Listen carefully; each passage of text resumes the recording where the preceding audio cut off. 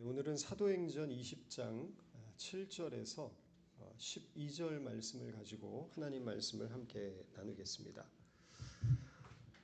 KBS 인간극장에서 방영된 다큐멘터리 한 편을 보고 참 감동이 있었습니다. 시련을 운명으로 받아들이지 않고 함께 싸워나가는 한 커플의 이야기였습니다. 이 다큐에 등장하는 양세욱 씨는 23살 때 아파트 베란다에서 이불을 털다가 추락하는 사고를 당해서 하반신 마비 판정을 받게 됩니다. 절망할 수밖에 없는 상황이었지만 하루 10시간이 넘는 혹독한 재활 훈련을 통해서 놀랍게도 두 발로 다시 서게 됩니다. 그러나 여전히 신경이 마비된 상태였기 때문에 발가락이 부러져도 아픔을 느끼지 못하고 툭하고 넘어지는 일이 많았습니다. 승무원이었던 윤희 씨는 어느 날 갑자기 루푸스라는 질병에 걸리게 됩니다. 루푸스는 손가락 마디마디에 오는 그 통증이 마치 칼로 베는 듯한 너무나 고통스러운 그런 통증을 느끼는 병이라고 합니다.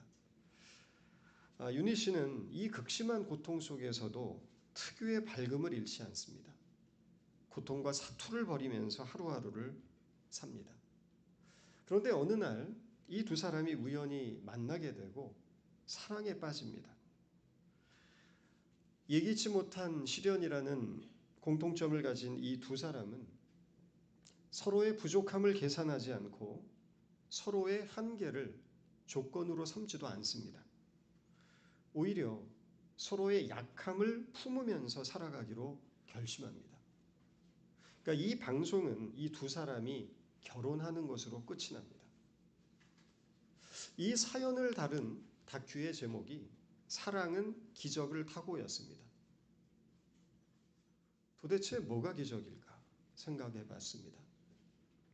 사실 이 두 사람에게는 우리가 생각하는 기적은 일어나지 않았습니다. 그들은 여전히 끊임없는 고통 속에 있었고 앞으로도 좋아질 기미는 전혀 보이지 않았습니다. 정상적인 일상을 회복할 수 없어 보였습니다. 이 두 사람이 결혼을 해서 살아간다는 것이 생각해 보면 너무나 막막하게 보였습니다. 그런데 이 다큐를 보면서 이런 것은 있었습니다. 절망 속에서도 포기하지 않는 태도. 극심한 고통 속에서도 희망을 붙드는 마음. 그리고 무엇보다도 서로를 향해 손을 내미는 사랑이 있었습니다. 사람들이 기대하는 기적은 이들의 병이 낫고 건강이 완전히 회복되는 것과 같은 극적인 변화일지 모릅니다. 그런데 이 두 사람이 보여줬던 기적은 달랐습니다. 상황이 바뀌는 데서 시작되는 기적이 아니었고 상황을 대하는 태도가 바뀌는 데서 시작되는 기적이었습니다. 넘어졌지만 다시 일어나기를 선택하고 끝이 보이지 않는 고통 속에서도 오늘 하루를 잘 살아보겠다고 결심하는 것. 서로의 연약함을 외면하지 않고 오히려 그 연약함을 깊이 끌어안는 모습. 그것이 기적이 아닌가 싶었습니다. 그래서 이 두 사람의 이야기는 기적이 무엇인가를 다시 생각하게 합니다. 기적은 사실 멀리 있지 않습니다. 우리의 삶 한가운데서 여전히 아프고 여전히 부족한 그 자리에서 포기하지 않겠다고 결심하는 순간부터 기적은 시작이 됩니다. 하나님께서 우리에게 주시는 가장 큰 기적이란 상황을 바꾸어 주시는 것보다는 그 상황 속에서도 견디고 사랑하고 다시 살아가게 하시는 그 마음인지도 모르겠습니다. 누군가 이런 말을 했습니다. 인생에는 두 가지의 길이 있다. 하나는 아무것도 기적이 아닌 것처럼 살아가는 것이고, 또 하나는 모든 것이 기적이라고 생각하며 살아가는 것이다. 우리가 하루하루를 행복하게 사는데 비결이 다 따로 있지 않습니다. 우리에게 허락된 모든 것을 기적이라고 생각하고 살면 매일 매 순간이 감사하게 느껴질 겁니다. 그러므로 기적은 멀리서 찾을 필요가 없습니다. 기적은 결국에 삶을 대하는 우리의 마음의 태도가 만들어내는 것이기 때문입니다. 시련 중에도 희망을 잃지 않는 것, 부족함 속에서도 감사하는 것, 실패를 겪었지만 다시 일어나는 것, 이런 태도로 인생을 산다면 모든 삶의 순간이 우리에게 기적으로 다가올 수 있을 것입니다. 성경을 보면 초자연적인 기적들이 많이 나옵니다. 그 기적은 일관되게 오직 하나님의 권능만으로 가능한 놀라운 일들입니다.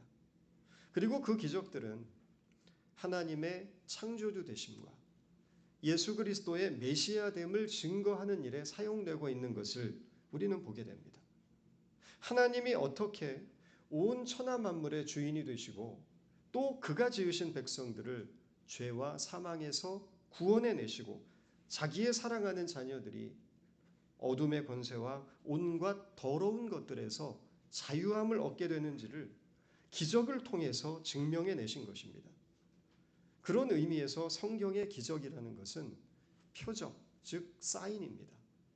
그런데 오늘 사도행전 20장에 나오는 유두고라는 청년이 죽었다가 살아난 사건에는 그런 연결성이 조금도 나타나지 않습니다. 유두고가 죽었다 살아난 놀라운 기적이 어떻게 기독교 신앙과 연결되고 있는지를 그 신앙적 의미에 대한 해석이 전혀 나오지 않는다는 것입니다. 죽었던 사람이 살아난 이 엄청난 사건이 하나의 지나가는 해프닝처럼 소개되고 있습니다. 이것이 사도행전 20장에 등장하는 유두고가 살아난 사건이 지닌 중요한 특징입니다. 이 사건은 드로아라는 곳에서 일어났습니다. 드로아는 오늘날로 말하면 터키 중서부 지역에 위치한 항구 도시입니다. 그리스 로마 신화에 등장하는 트로이의 목마가 있던 고대 도시 트로이가 바로 드로아라는 곳입니다. 바울은 이곳에서 일주일 동안 동역자들을 만났고 그들과 함께 교제를 나눴던 것으로 보입니다. 사건은 바울이 드로아를 떠나기 바로 전날 밤에 벌어집니다. 유두고라는 한 청년이 바울이 강론을 하는 중에 3층 창가에 걸터 앉아 있다가 추락하여 죽은 것입니다. 아마도 이 유두고는 노예 계급이었을 것으로 추정이 됩니다. 헬라어 유두고라는 이름은 행운을 뜻하는데 당시 노예들 중에 이 이름이 매우 흔하게 사용되는 이름이었다고 합니다. 노예였던 유두고는 아마도 하루 종일 노동에 시달렸을 겁니다. 그럼에도 그 피곤한 몸을 이끌고 이제 내일이면 드로아를 떠나게 될 바울의 강론을 듣기 위해서 밤 늦게까지 자리를 지켰던 것 같습니다. 본문에 보면 유두고가 앉았던 것이 3층 창가라고 했는데 3층 창가에 자리를 잡은 이유는 아마도 창밖에서 불어오는 차가운 바람을 맞으면서 졸음을 이겨보려는 이유였던 것이 아닌가 생각이 됩니다. 그런데 유두고는 졸음을 이기지 못했습니다. 결국에 졸다가 3층에서 떨어져 죽는 비극적인 참사가 일어납니다. 그곳에 모여있던 사람들은 큰 충격에 휩싸였을 것입니다. 다른 곳도 아니고 바울이 은혜의 말씀을 전하는 그 자리에서 앞길이 창창한 젊은이가 졸다가 떨어져 죽었으니 민망한 사건이 아닐 수 없습니다. 그래서 신학자들은 이 유두고가 살아난 사건이 자칫 복음 전파의 걸림돌이 될 수 있는 황당한 사건이었기 때문에 바울이 그것을 해결하기 위해서 하나님의 능력을 베풀었다. 있다라고 말하기도 하고, 또 어떤 신학자들은 사람들이 살아난 청년으로 인해서 적지 않게 위로를 받았다라는 본문의 12절 말씀을 근거로 하여 당시 힘든 상황 속에서도 초대교회를 지켜나갔던 드로아의 성도들을 위로하기 위해 유두고를 살려낸 것이라고 해석하기도 합니다. 그런데 이 사건은 유두고를 살림으로써 어떤 특별한 의도와 목적을 이루기 위해서였다고 보다는 하나님의 성품을 드러낸 사건으로 이해를 해야 합니다. 인간에 대한 하나님의 마음이 어떤 것인가를 보여주고 있다는 것에 그 초점이 맞추어져야 한다는 겁니다. 마태복음 9장 36절을 보면 예수님이 왜 사람들의 병을 고치시고 귀신을 쫓아내셨는지 그 이유를 이렇게 설명하는 것을 봅니다. 예수께서 무리들을 보시고 그들을 불쌍히 여기셨다. 그들은 목자 없는 양같이 고생에 지쳐서 기운이 빠져 있었기 때문이다. 예수님께서 병든 사람들을 고쳐주신 이유는 단순히 그들이 불쌍했기 때문이라는 것입니다. 그들이 고생하고 있는 모습이 너무 가슴이 아팠기 때문이라는 것입니다. 살아갈 희망조차 잃어버리고 하루하루를 허덕이며 살아가는 그들의 지친 삶이 주님의 마음을 아프게 했다는 것입니다. 이 사람들의 병을 고쳐주면 이들이 앞으로 하나님을 잘 믿을 것 같고 하나님을 위해 헌신하며 살 것 같다는 어떤 계산을 가지고 병을 고쳐주셨거나 은혜를 베푸신 것이 아니고 그저 그들이 불쌍했기 때문이라는 것입니다. 주님이 은혜를 베푸신 근거, 그것은 불쌍히 여기는 마음, 즉 긍휼에 있었던 것입니다. 이것이 기독교 신앙의 근거이고 출발점입니다.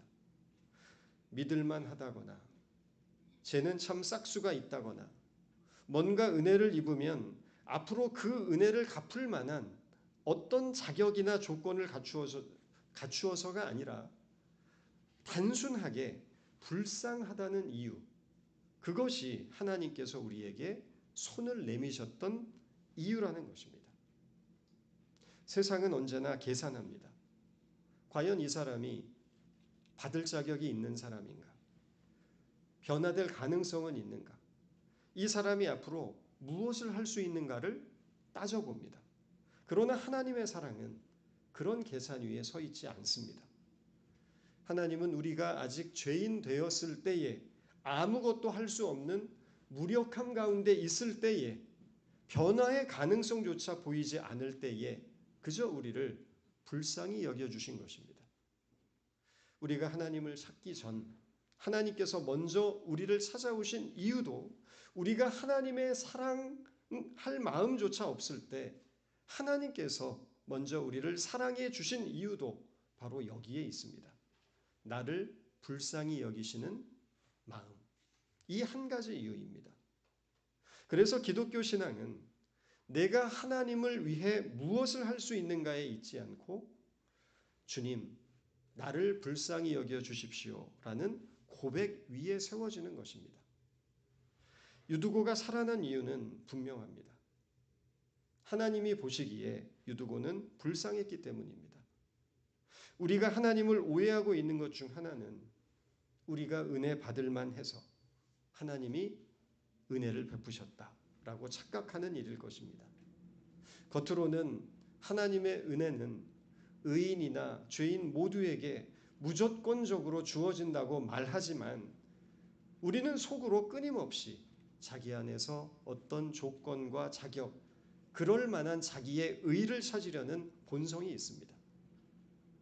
그러나 하나님의 은혜는 우리가 믿을 만하고 자격이 있고 또 우리 속에 깨달을 만한 어떤 능력이 있어서 임하지 않습니다.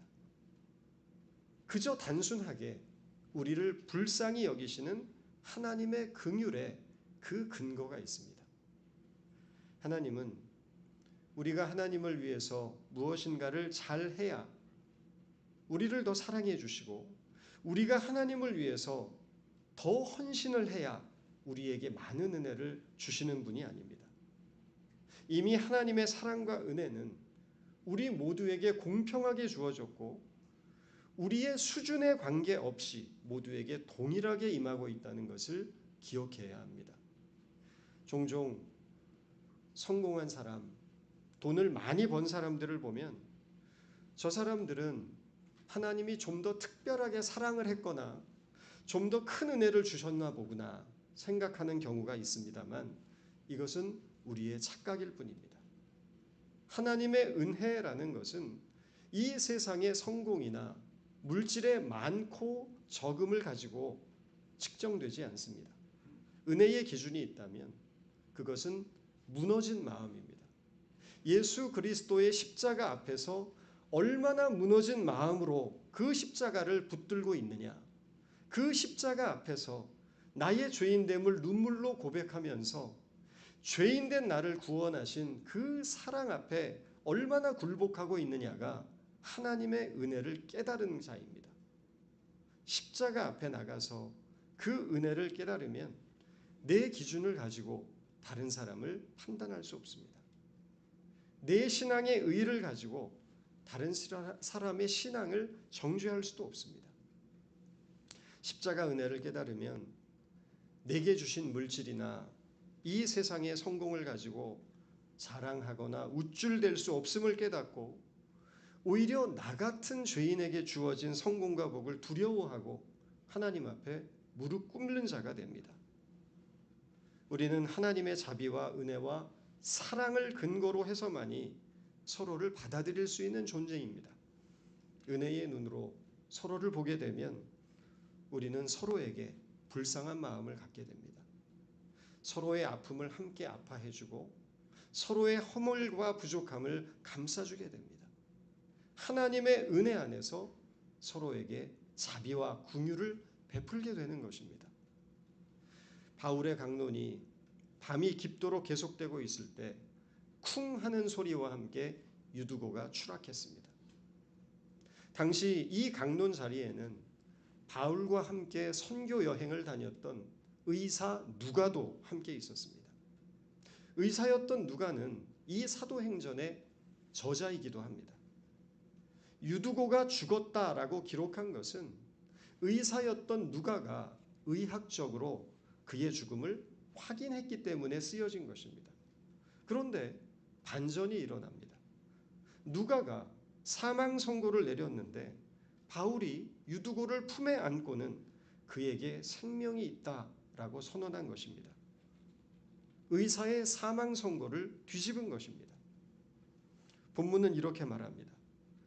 바울이 내려가서 그에게 엎드려 끌어안고 말하기를 소란을 피우지 마십시오. 아직 목숨이 붙어 있습니다 하였다. 바울은 한 번도 유두고를 만난 적이 없습니다. 바울과 유두고의 첫 만남은 3층에서 떨어져 죽은 유두고의 시신을 바울이 품에 안았을 때입니다. 당시 유대인들은 죽은 시신을 만지지 않았습니다. 죽은 시체를 만지는 것은 부정한 일로 여겨졌기 때문입니다. 그런데 바울은 율법의 금기를 깨고 유두고를 품에 안습니다. 아마도 유두고는 한눈에 보기에도 그가 어떤 신분의 사람인지를 드러내는 허름한 행상을 하고 있었을 것으로 보입니다. 노예였던 유두고의 몸에는 고되고 힘든 삶의 흔적들이 있었을 것이고 햇빛에 그을린 검은 피부와 채찍 자국과 상처 자국, 손과 발에 박힌 굳은 살들이 그대로 보여졌을 것입니다. 유두고를 품에 안았을 때 바울은 노예의 신분으로 고되게 살았을 유두고의 힘든 삶의 무게를 고스란히 느꼈을 것입니다. 이 유두고의 죽음을 슬퍼할 그의 가족들의 아픔을 생각하니 바울의 마음도 찢어지게 아팠을 것입니다. 바울도 누가의 선고대로 유두고가 죽었음을 알았습니다. 그의 호흡은 멈췄고 심장은 더 이상 뛰고 있지 않다는 것도 알았습니다. 그러나 유두고에 대한 바울의 아픔은 결국 바울이 하나님께 유두고를 살려주시기를 간구하는 간절한 기도가 되었을 것이고 그래서 죽은 시신을 품에 안고 유두고에게 생명이 있다고 선언하기에 이른 것이라고 생각됩니다.